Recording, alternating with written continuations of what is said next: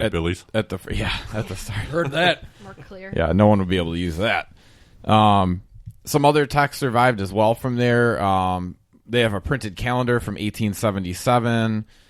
They printed things like mathematic charts, vocabulary guides, etiquette instructions, stuff like that, funeral, wedding guides, stuff like that for people to follow. But it was probably only the very wealthy that could even obtain a text back then. It was during the early period of block printing, which we believe Japan and Korea also had it right after China got it. So this is when the rolled up scrolls and parchment started to be replaced by books. The blocks obviously were not reusable, and they were not being mass produced the way they are today in these early stages. Around 1100, somebody created a reusable tile system, again from China, a man named Bai Sheng. And then these tiles, they started just making them out of clay instead of wood, so they could clean them off and reuse them. But still a very labor-intensive process to make each character. They had to bake the clay and probably coat it with something to keep it from absorbing too much of that ink.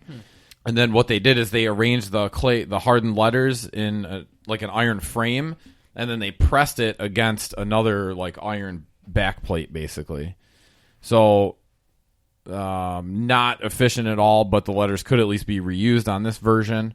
And then when we hit the Song Dynasty, which is 1127 to 1279, now books started becoming more prevalent in society. It helped create a more scholarly class of citizen, but again, it was only the wealthy classes that could even enjoy this stuff. So we're still pretty... The rich get richer. Yeah. We're still pretty behind. In the late 1200s, a man named Wang Chen figured out a way to make the printing press more efficient, and he actually went back to wood blocks. I think what he did is he treated the wood with something so it could be cleaned off and reused, and it wouldn't rot out, And he also figured out whatever coating he used made it more precise and probably made it look a lot nicer than anything they had before it. He also devised a revolving table to increase the efficiency. So his innovation led to what is generally considered the first ever mass-produced book. Think of how much money he would have had if he would have found a way to put a restaurant on top of that spinning table. First ever revolving restaurant. That would be a tiny restaurant. Well, what is this, a restaurant for ants? Bigger scale. He could make a bigger scale. He'd be making big money then. True, yeah. So the book that was first mass-produced was called Nung Shu. It was quite long. It was 800 pages. Pretty big. So now to the big boy. So basically, do you guys know what the printing press, anything about the guy or the press itself, what it was called? I feel... The one that actually mass-produced things? I feel like it's deep in my memory, but I can't pull it out right now. Printy pressy. Oh, have something to do with the Bible? Yes, kind of. The guy that invented the press printed a ton of Bibles. Is that Gutenberg? Gutenberg, yep. There exactly. It is. So Johannes Gutenberg created the Gutenberg press. So from the time Wang Chen made his improvements, it took over 150 years for him to create this and for Europe to really even begin printing. They were using just a similar, in very small scope, that similar wood block system before him. Johannes, there's not a ton known about him, actually. But he was a goldsmith and an inventor from Germany. He established himself in Strasbourg, where he began to experiment with xylography, which is the art of making those wood blocks. Oh. Very close. Thank you. For printing purposes. So he did have a passion for that, and his life was kind of weird because Gutenberg was the son of a patrician in Mainz, and he was from a wealthy family of influence. What little information exists about him other than he acquired a lot of skill in metalwork, and he was exiled from Mainz in the course of a bitter struggle between guilds of that city and the patricians. So for some reason he had to leave his home and he moved to Strasbourg, which is now in France, but wasn't back then. What year is this? Probably between 1428 and 1430 is when he was forced to leave and went into exile. So, like Bai Sheng and Wang Chen before him, Gutenberg determined that to speed up the printing press, he would need to break the conventional wooden blocks down into their individual components. So he knew he had to make lower uppercase letters, punctuation marks, and all the other characters. So he cast movable blocks, so they were reusable, movable, and he made them out of metal, so lead, antimony, and tin. He also created his own ink system, so to be able for the ink to hold on there to print, it would have to have a special ink. So That is super loud. Oh, the rustling. It was almost like ASMR. Yeah. So he had to create everything: the ink, the system that they used to rotate everything and reuse everything. Before they were just using like water-based ink.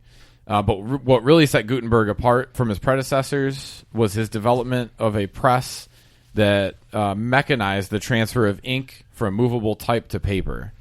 Adapting screw mechanisms found in wine processes, paper makers, presses, and linen presses, Gutenberg developed a press perfectly suited for printing. The first printing press allowed an assembly line style process that was much more efficient than pressing paper by hand, basically. So this was an assembly line. It was all mechanized, basically. And then in order to make the type available in large quantities and to different stages of printing, Gutenberg applied the concept of replica casting. So he saw letters created in reverse in brass and then replicas made from these molds by pouring in molten lead. So he actually formed molds for all the characters and then made a bunch of the little tiles that he would need, basically. So in 1452, Gutenberg needed funding to start printing on his new invention. He partnered with a man named Johannes Fust, and he began printing things like calendars, pamphlets, and just other like miscellaneous documents that would be helpful. He also began in 1452 the one book that would come out of his shop, which Jeff mentioned was the Bible. The Gutenberg Bible was 1,300 pages, and it's estimated he printed about 180 copies of them out of his shop. That's just showing off at that point. So, I mean, still not a ton. 180, I mean, he kind of... But at 13,000 pages. It's suggested... A lot of printing. Yeah. It's suggested that he was good at designing and creating something that would be perfect for printing, but that he actually wasn't good at the process and actually making it happen, But anyway, out of those Bibles, there are 21 complete copies intact today. And then 4 more. He printed some on vellum, which is fine parchment made from the skin of a calf. So he had like 60 of those and about 180 of the other ones. Please tell me you at least looked up how much those are going for. I didn't. But there are 21 complete copies intact and 4 more on vellum. So they're around. I mean, and I can only imagine how much they are. How much are those original Gutenberg Bibles going for? Okay. I would almost assume that She's going. no one's selling them. They're probably in museums. They still have value. Oh, they have immense value. Oh yeah. They said the last sale of the complete Gutenberg Bible took place 1978, which sold for $2.2 million. But it said the price of a complete copy today is estimated at $25 to $35 million. Wow. Well, I would say that was in the 70s, and That's crazy. Yeah, they're more rare now than they were then. Considering what I'm artwork sure. is going for the last couple of years, that would shock me if it only went for that amount. Even now, Yeah, but even awesome. 20 million, like it'd be nice. That's to substantial. I couldn't imagine. You'd have to Find be one so of those in your careful attic. with those. Oh god. They'd have to be in like plastic. You'd be really careful with them. Most of them are probably mostly ruined. Like maybe some pages in the middle survived or something. But yeah, That's crazy. it probably makes a strange noise when you open it. yeah. It's like a creaky door. So by 1455, just 3 years after he started working with his investor, Fust, he foreclosed on Gutenberg, on their operation, and Gutenberg lost all of his equipment, basically to him and one other man. So they had a lawsuit. He lost everything. It's believed he attempted to recreate his invention and continue printing after the lawsuit, but his vision and health were deteriorating. He did die in 1468. We do know that. Despite having a rough go at making money with it, it did begin to spread through Europe quickly. And the guy that won his original press started printing a ton of stuff, much more efficiently than Gutenberg did when he had the operation. So once the lawsuit happened, the printing was on the wall at that point for him. The writing? I don't know. B+. I don't know. And then I will just end on a little thing from History.com. The worldwide spread of the printing press meant a greater distribution of ideas that threatened the ironclad power structures of Europe. So it did create quite a bit of turmoil. In 1501, Pope Alexander VI promised excommunication for anyone who printed manuscripts without the church's approval. 20 years later, books from John Calvin and Martin Luther spread, bringing into reality what Alexander had feared. Furthering that threat, Copernicus published his On the Revolutions of Heavenly Spheres, which was seen as heresy by the church. Fast forward 100 years, by 1605, the first official newspaper relation was printed and distributed in Strasbourg. So back home in Strasbourg there, the first newspaper started. Newspapers appeared all across Europe, formalizing the printing press's contribution to the growth of literacy, education, and far-reaching ability of uniform information for ordinary people. So it all started in Strasbourg. Thought it all started In China. Well, the modern printing press. the one that actually made it accessible, yeah. Gotcha. All right, so that leaves only one thing to do. Let's jump into it. War of the Rogues. Drop. It's about fairy tales. Oh, that's right. I'm going to die. I'm guessing a lot of people are going to die in this little quiz. All right, and War of the Rogues is brought to you by our friends at Fed Up Apparel. Now, everyone listening, do me a favor. What's that? Look down. Listening, not you're participating. Look down at yourself. Look at that shirt. Unless it's Fed Up or a Trivia Rogue shirt, it's crap. It's crap. So if you want a good shirt that's comfortable and it actually means something, head over to Fed Up Apparel. Type in Rogues10 for that promo code. Get 10% off your order. For a beautiful diversity, we are human together. Let's jump into it. All right. The fairy tale quiz. Number... Is it going to have a happy ending? Well, No. depends on what you think. Definitely not. So there's 10 and a tiebreaker if we need it. I might answer one question. Maybe. I'll answer 2 then.